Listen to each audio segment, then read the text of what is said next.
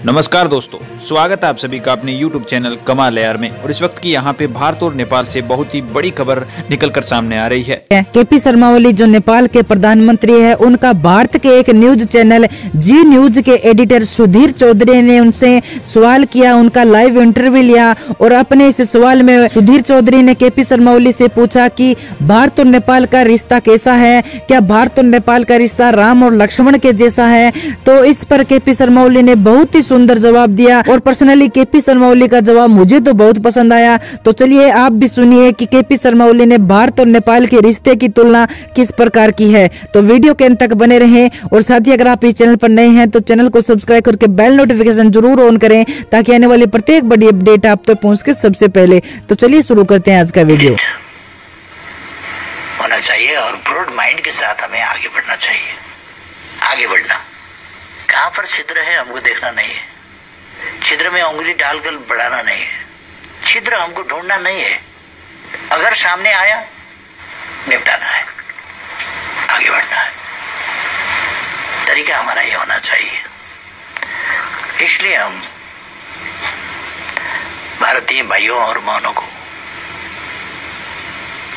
Request कर रहा हूं कि हमें कोई असमझदारी रखने की कोई जरूरत नहीं है, हमें आगे बढ़ना चाहिए। पिछले कुछ महीनों से जब हम आपको लगातार ऑब्जर्व कर रहे थे तो हमने ये भी देखा कि आप एक प्रधानमंत्री तो हैं, नेता भी हैं, लेकिन आपके अंदर एक हिस्ट्री का प्रोफेसर भी है, एक दर्शन का प्रोफेसर भी है। और हाल के दिनों में आपने जितने लॉजिक्स निकाले, चाहे वो काला पानी, वो भी आपने हिस्ट्री में से निकाला, वो पूरा नक्शे की बात, रामायण के बारे में आपने कहा, वो भी आपने पूरा माइथोलॉजी से और हिस्ट्री से ही निकाला। तो बहुत सारी चीजें आप आजकल निकाल रहे हैं। तो कई बार मुझे लगता है कि भारत के जो नेता हैं, सरकार है, उसको एक प्रधानमंत्री और सरकार से नहीं, एक हिस्ट्री के प्रोफेसर से भी डील करना पड़ेगा। तो इसलिए हिस्ट्री एक आपके साथ शायद हिस्ट्री पर भी वाद विवाद करने की जरूरत पड़े। हाँ, अगर जेएनयू कुछ ऐसा डिबेट ऑर्गेनाइज करेगा तो भी ठीक होगा कि हम, हाँ, भारत में बहुत सारे विद्वान हैं, मगर जो प्रचार प्रसार होना चाहिए उनके विचारों का, उनका खोज का, उनके अनुसंधान का, और जो हमारे ग्रंथें हैं, हमारे रचनाएं हैं पूर्वजों के और आविष्कार हैं, हमारे पूर्वज ऐसे इनोवेटिव थे और ऐसे रिसर्चर थे जिन्होंने कोई ऐसा पौधे का, पेड़ों का पत्ता नहीं छोड़ा होगा जिसको सिखा नहीं किया होगा। आपने ये भी देखा होगा कि भारत में 2014 के बाद जब से प्रधानमंत्री नरेंद्र मोदी बने, एक राष्ट्रवाद की लहर आई है, एक नया अलग माहौल बना है।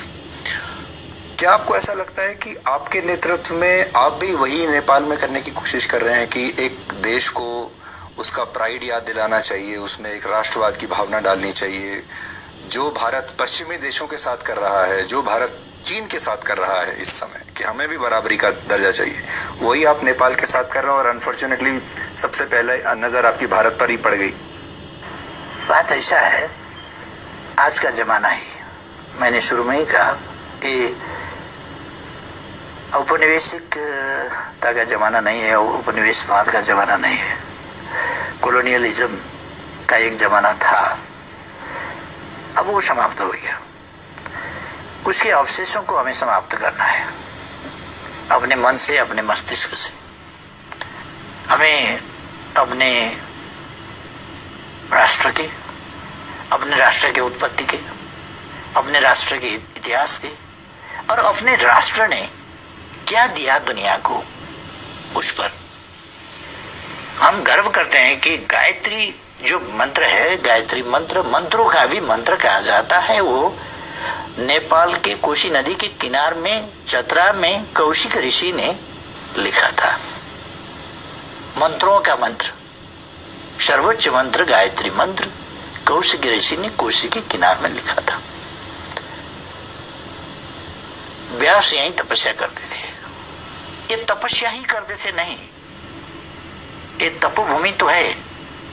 तपोभूमि क्यों? ज्ञान भूमि है, ध्यान भूमि है।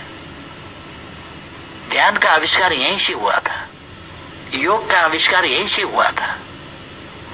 इसलिए हमारे पास गर्व करने लायक चीजें हैं, गर्व करने की वस्तुएं हैं हमारे पास। हमारे यहाँ बहुत सारे लोग इस कॉन्सेप्ट को अखंड भारत का कॉन्सेप्ट बनाकर आगे पुश करते हैं कि अखंड भारत होना चाहिए। फिर सारे जो आसपास के जो ये पूरा इलाका है, ये संस्कार हैं, ये हमारी जो इतिहास है इतना, वो सब फिर एक अखंड भारत के कॉन्सेप्ट में आ जाएगा। आप उससे अग्री करते हैं? नहीं, प्रश्न यह है कि इतिहास पीछे नहीं जाएगी। अखंड भारत दरअसल कभी था ही नहीं, था ही नहीं। और ये कंसेप्ट जैसे आपको बताऊं, आपने इतिहास में पढ़ा होगा, द्रुपद का देश था, विराट का देश था, जनक का देश था, उसका देश था, उसका देश था, बहुत सारे देश थे। अब से 4000 साल पहले, कम से कम हम रामायण को 7000, 9000, 12000 कहते हैं, हम 4000 साल पहले का बात करते हैं, क्योंकि मेसोपोटामिया सभ्यता ने 4200 साल पहले गाड़ी का, कैरेट का पहिया बनाया था। उसके बाद राम के पिता दशरथ के पास 10 रथ थे, अपने लिए, 4 रानियों के लिए और दूसरे अपने विद्वान लोगों के लिए। इसलिए उन्हें 10 रथ कहा गया, 10 रथ होने की वजह से। इसका मतलब 4200 साल से इधर का हिस्ट्री है। इसका मतलब मेसोपोटामिया से यहाँ तक आने में, आप फैजाबाद तक कहेंगे जी, हम अयोध्यापुरी तक कहेंगे, आप यहाँ तक कहेंगे जी, अयोध्यापुरी तक कहेंगे। इसमें फिर मेरा कोई पूर्वाग्रह नहीं है, इसमें कोई कंफ्यूजन नहीं रहना चाहिए कि हम कोई झमेला करना चाहें, ऐसा नहीं है। हम तो बस खोज किया जाए पवित्र राम भूमि, राम का जन्मभूमि असल में जो है वही पवित्र है। उसी की मिट्टी सर में लगाने से मतलब होगा, कोई दूसरी जगह को राम जन्मभूमि कहकर मिट्टी लगाने से कोई फायदा नहीं। कहीं ऐसा तो नहीं कि आपने हिस्टोरिकल वर्जन को डिप्लोमेसी और पॉलिटिक्स में यूज कर लिया? नहीं, मैं आपको यही सजेस्ट करना चाहता था कि हमारा हिस्ट्री जो है, एक भारत, एक भारतवर्ष। भारतवर्ष का मतलब क्या था कि ये समूचा इलाका। लेकिन हम मानते हैं कि सभी देश समान है और सभी को समानता की दृष्टि से देखना चाहिए। तो दोस्तों, आपको केपी शर्मा ओली का जवाब कैसे लगा, कमेंट बॉक्स में मुझे जरूर बताएं। तो आज की वीडियो में इतना ही, मिलते हैं अगली वीडियो में एक नई अपडेट के साथ। तब तक के लिए जय हिंद, जय भारत।